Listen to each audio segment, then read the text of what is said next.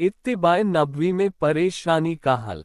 एक बार फैसलाबाद से एक औरत आए। मेरी बीवी ने मुझे कहा कि इसकी बात जरूर सुने, बड़ी परेशान है और जब से आई है रो रही है। उसको टाइम दिया।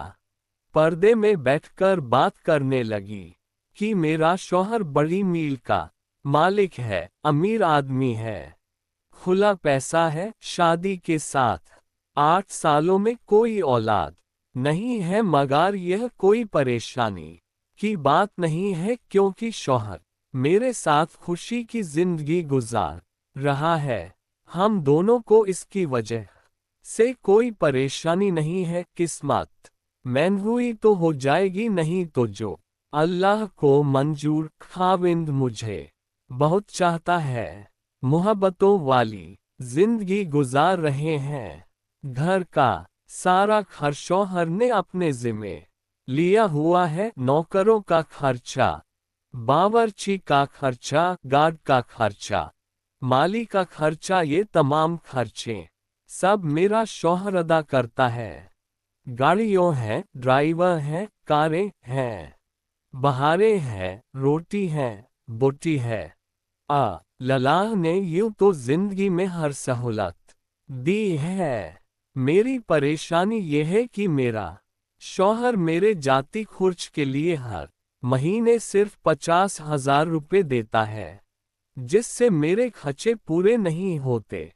यह कहकर वह औरत रोने लग गई कि शायद मेरा जैसा परेशान दुनिया में कोई नहीं होगा। वह ऐसे जार व कृतार रो रही थी जैसे किसी की वफात पर कोई रोया करता है। इस औरत को इस आजिज ने ये बात समझाई कि आपकी परेशानी खत्म होने वाली नजर नहीं आती।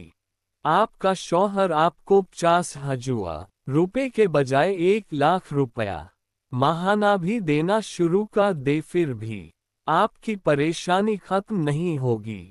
2,00,000 भी दे दे, फिर भी खत्म नहीं होगी। 5,00,000 भी हर महीने दे दे, फिर भी परेशानियां खत्म नहीं होंगी। वह बड़ी हैरान होकर कहने लगी कि पीर साहब, आप मुझे बात समझाएं, क्योंकि मुझे तो कुछ समझ में नहीं आ रही कि आप क्या कह रहे हैं। आजिज ने कहा, बीबी, जिस रास्ते से आप परेशानियों का हल ढूंढना चाहता, उस रास्ते से परेशानियों का हल होता ही नहीं। कहने लगी, चाहती तो हूँ कि परेशानियां खत्म हो।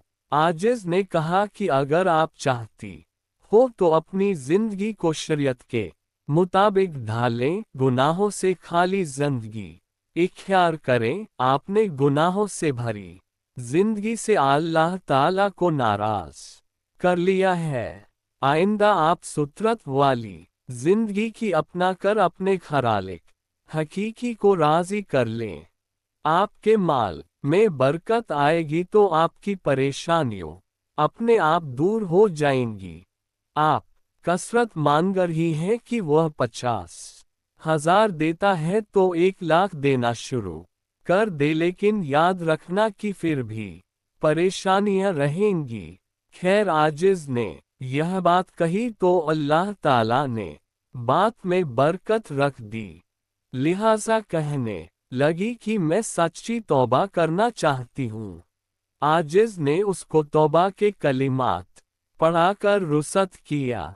अल्हम्दुलिल्लाह 3-4 महीनों के बाद उसने फोन के जरिए कहा कि अब तो मैं नमाज की पाबंद हो गई हूँ, बुर्का मैंने कर लिया है, टीवी छोड़ दिया है।